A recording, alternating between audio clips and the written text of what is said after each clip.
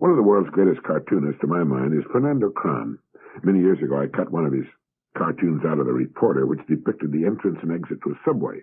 Coming out of the exit is a crowd of adults. Going down into the entrance is a crowd of children. All the children are laughing and smiling and enjoying themselves.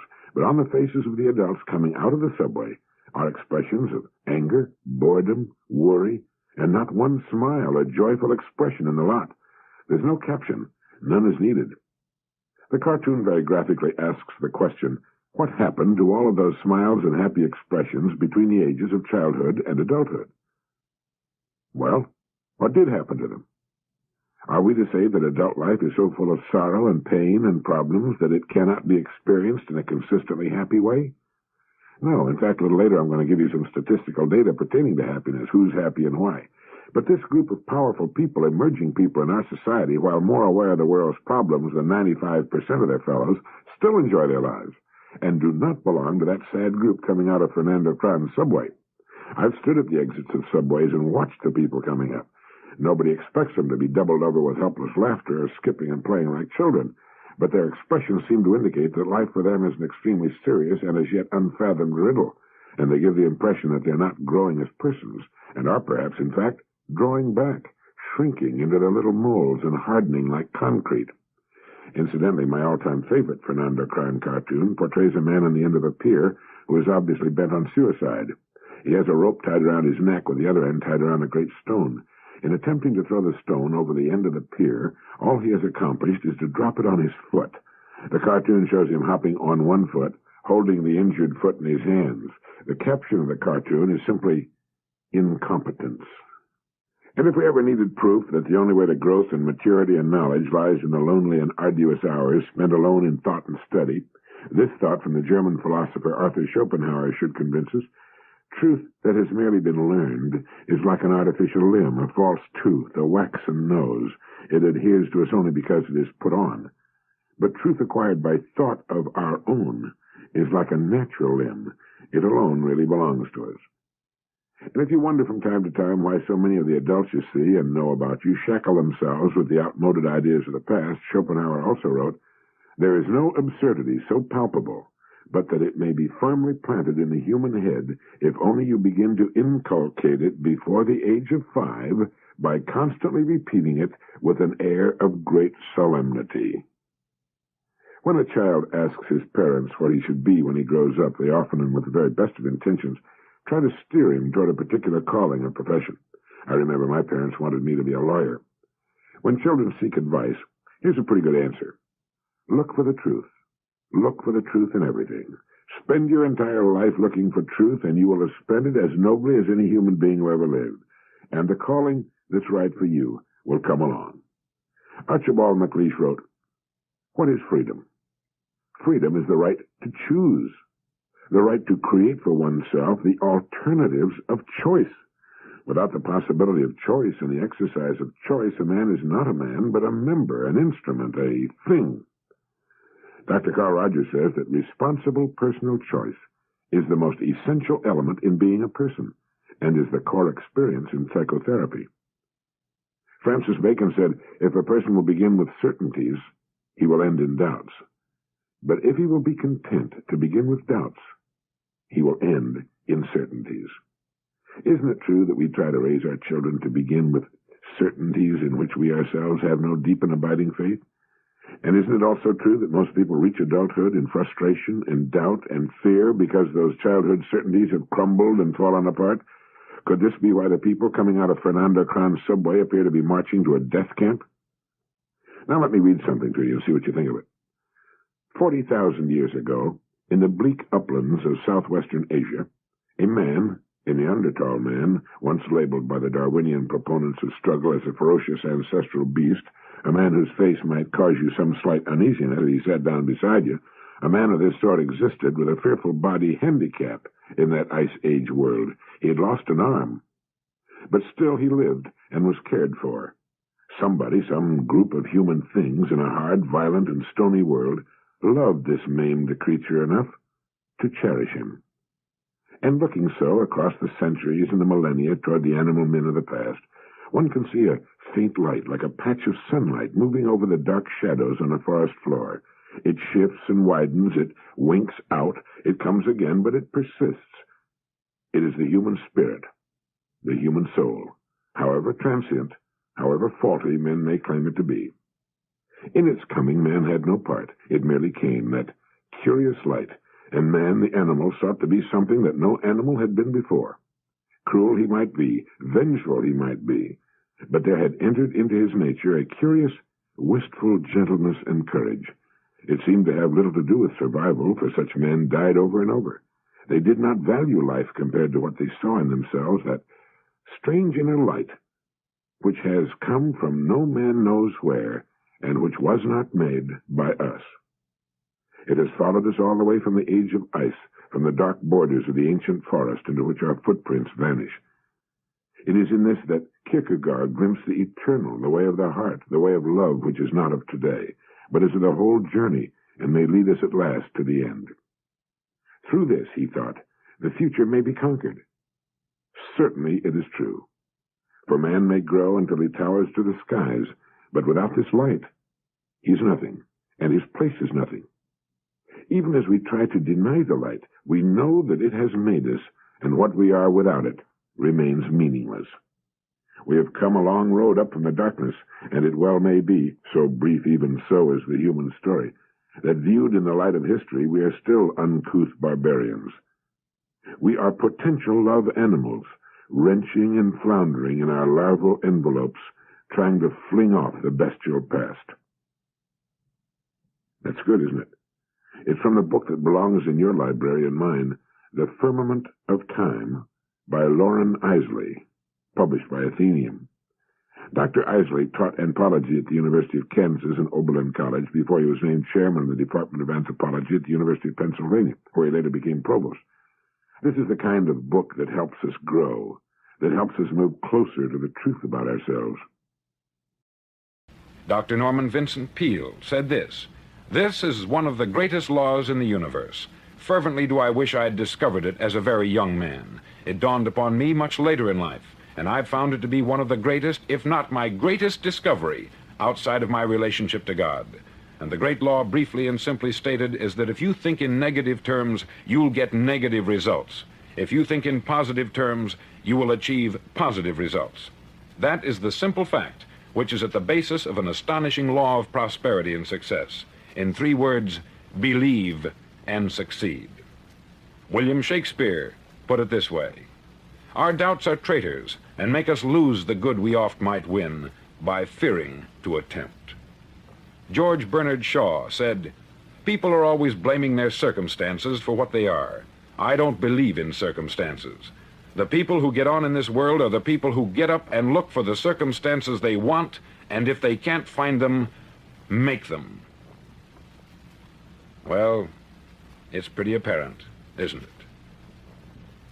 And every person who discovered this for a while believed that he was the first one to work it out. We become what we think about. Now, it stands to reason that a person who's thinking about a concrete and worthwhile goal is going to reach it, because that's what he's thinking about. And we become what we think about. Conversely, the man who has no goal, who doesn't know where he's going, and whose thoughts must therefore be thoughts of confusion and anxiety and fear and worry, becomes what he thinks about.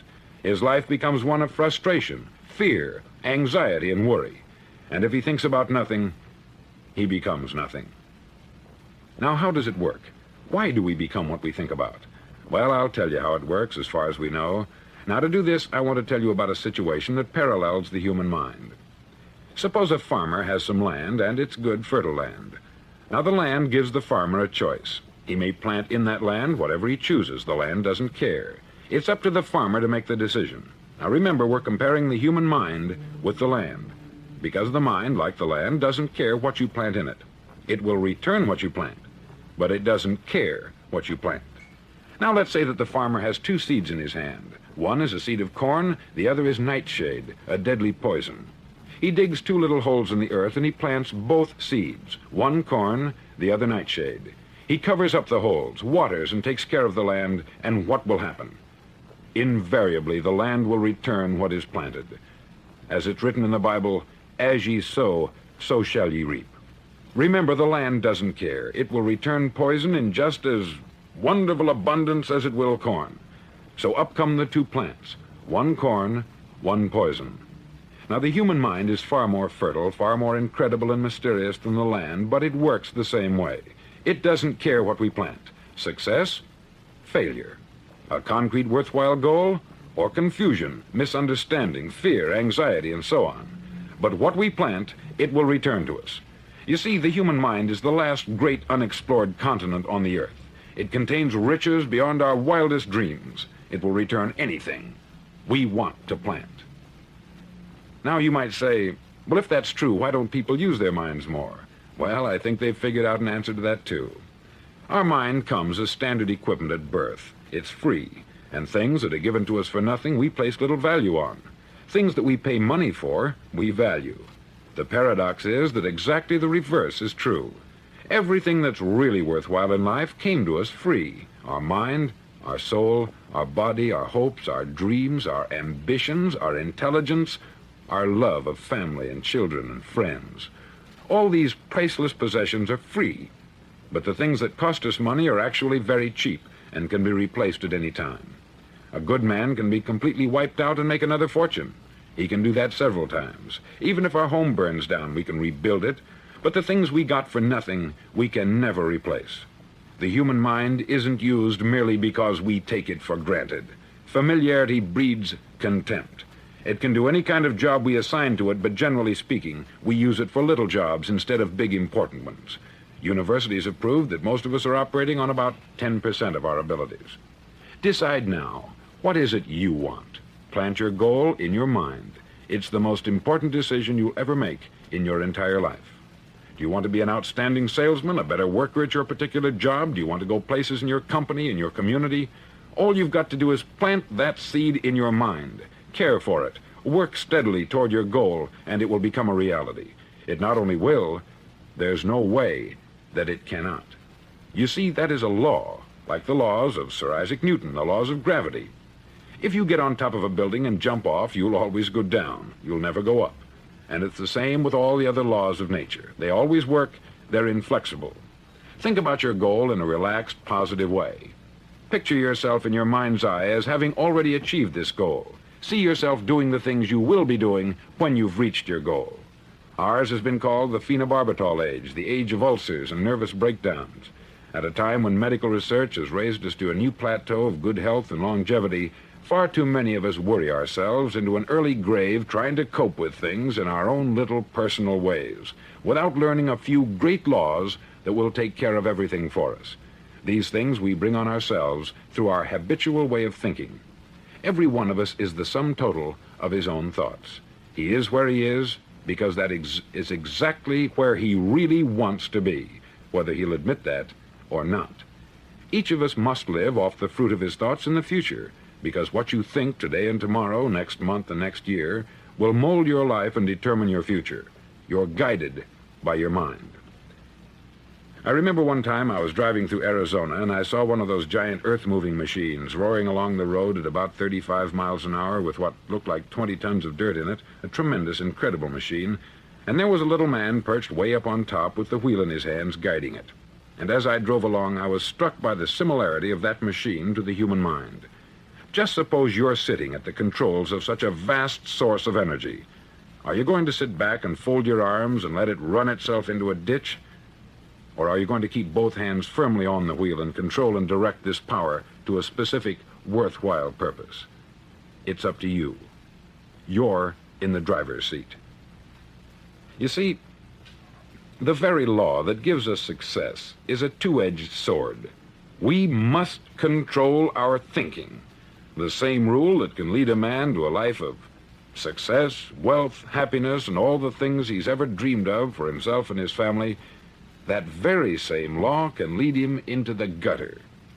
It's all in how he uses it, for good or for bad. This is the strangest secret in the world. Now, why do I say it's strange, and why do I call it a secret? Actually, it isn't a secret at all. It was first promulgated by some of the earliest wise men, and it appears again and again throughout the Bible. But very few people have learned it, understand it.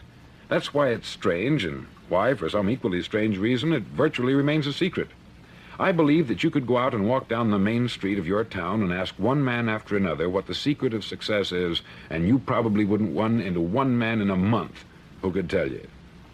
Now, this information is enormously valuable to us if we really understand it and apply it. It's valuable to us not only for our own lives, but the lives of those around us, our family, employees, associates, and friends. Life should be an exciting adventure. It should never be a bore.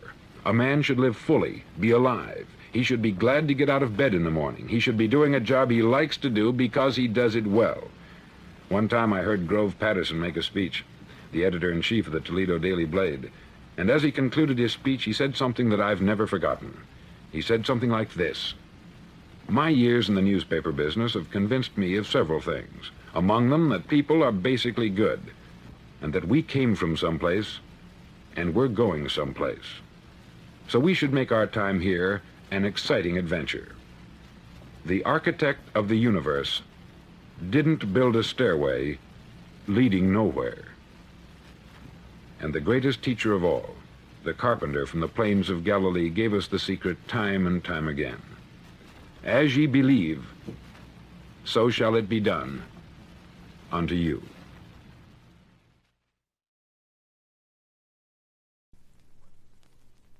Here's a question for you. How good are you at solving your own problems? If you'll think about it a minute, you'll realize that living well and successfully is really a matter of being able to solve or overcome the problems which are as much a part of living as breathing. But of one thing you can be sure. Few people realize that they have, within themselves, far more problem-solving potential than they ever use. Now, let's say you have a problem. Chances are you have several problems. The first thing to remember is that to solve a problem, it must be defined, and that we should only take one problem at a time. So take your biggest problem and define it.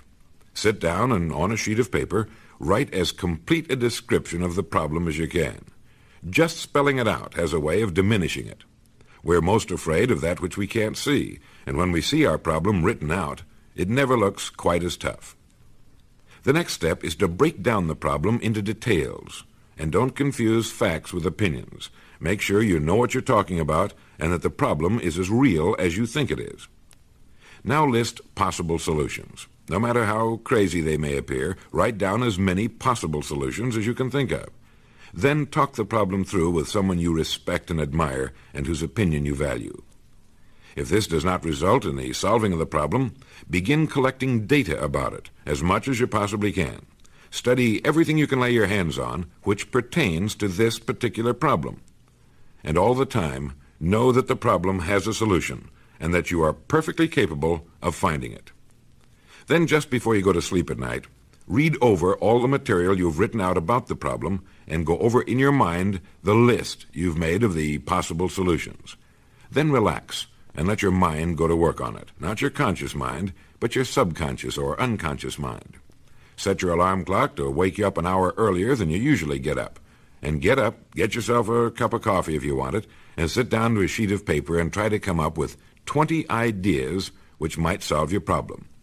By doing this and turning the problem over and over again in your mind, and by letting it incubate while you're asleep and while you're going about your daily work, one fine day when you least expect it, while you're taking a shower or on the way to work or just sitting around the house, the solution will burst into your mind, or rather it will slip in, quietly and without fanfare, and you'll sit up startled that the problem is solved. You'll usually find that the solution is so common sense, so plain, so simple and perfect, you'll wonder why you didn't think of it before. But there is one secret to success in this sort of thing that is vitally important. Whenever you think of your problem, think of it as only waiting to be solved, and know that you will get the solution. Don't worry about the problem or be afraid of it. This will only keep you awake, hurt your digestion, and in general, run you down. Face your problem with faith and bend every effort to solve it. And solve it, you will. Then go on to the next one. And each time you solve a new problem, the solution to the next one will be just that much easier. Try this, and I think you'll be pleasantly surprised at the results. Each of us has a tendency to underestimate our own abilities. We should realize that we have, deep within ourselves, a reservoir of genius that can be tapped. if we'll just dig deep enough.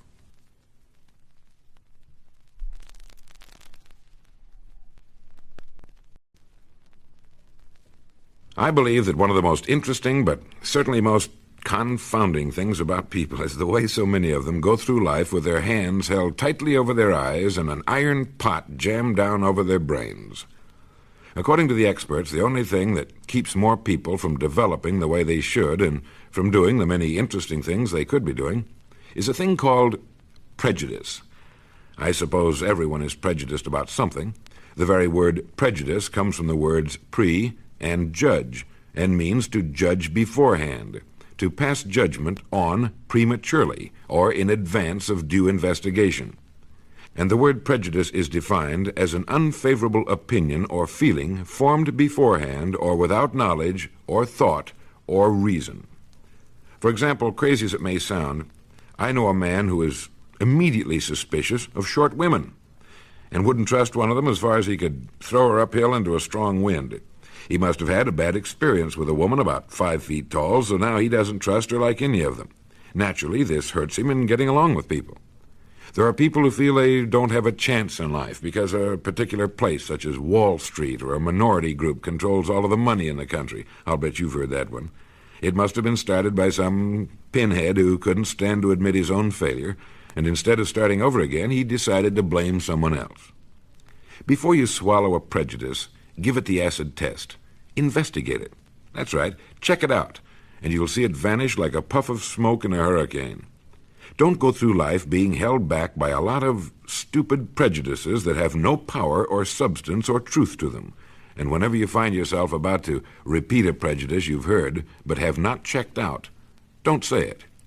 If you repeat things you do not know to be true, and if they're of a prejudicial nature, you're throwing up barriers you're going to have a tough time climbing over.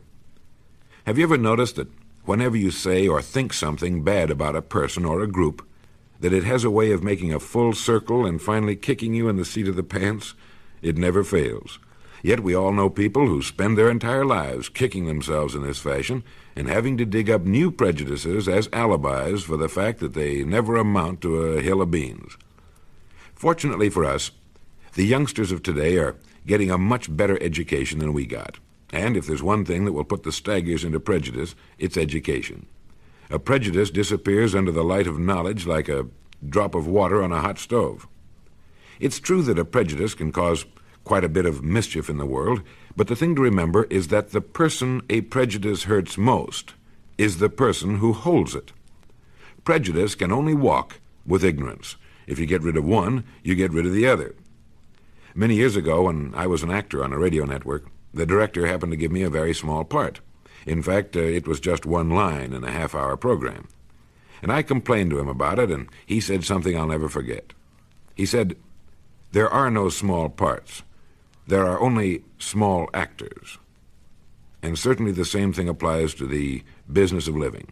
We determine what happens to us. If we're not doing too well, we may be holding ourselves back with a prejudice. The great jurist Oliver Wendell Holmes once wrote, "Men are tattooed with their special beliefs like so many South Sea islanders, but a real human heart with divine love in it beats with the same glow under all the patterns of all Earth's 1,000 tribes." I found the answer to a problem that's been plaguing me for years. During the past century, knowledge has multiplied 1,000 times faster than during all the preceding ages of man. And knowing that to be a fact, I couldn't figure out why people didn't seem to get any smarter, why the 20th century, with all its wonderful breakthroughs in all fields of human knowledge, has been one of the most barbaric in man's history. Well, in his excellent book, Some Lessons in Metaphysics, Jose Ortega y Gasset reminds us that man by himself would never be a student, just as man by himself would never be a taxpayer. He must pay taxes. He has to study. But he is, by nature, neither a taxpayer nor a student. To be a student or a taxpayer is an artificial state in which man finds himself by obligation, so people will learn no more than they absolutely must, which isn't much. Now, meanwhile, generation after generation, a frightening mass of human knowledge which the student must assimilate piles up, and in proportion as knowledge grows, is enriched, and becomes specialized, the student will move farther and farther away from feeling any immediate and genuine need for it. Each time there will be less congruence between the sad human activity which is studying and the admirable human occupation which is true knowing. And so the terrible gap, which began at least a century ago, continues to grow, the gap between living culture, genuine knowledge, and the ordinary man. Culture, or knowledge, has no other reality than to respond to needs that are truly felt and to satisfy them in one way or another. But the way of transmitting knowledge is to study, which is not to feel those needs. Therefore, culture or knowledge hangs in mid-air and has no roots of sincerity in the average man. Now, this culture, which does not have any root structure in man, a culture which does not spring from him spontaneously, lacks any native and indigenous values. Now, this is something imposed. It's extrinsic, strange, foreign, and unintelligible. In short, it's unreal. Underneath this culture, received but not truly assimilated, man will remain intact as he was. That is to say, he will remain uncultured, a barbarian.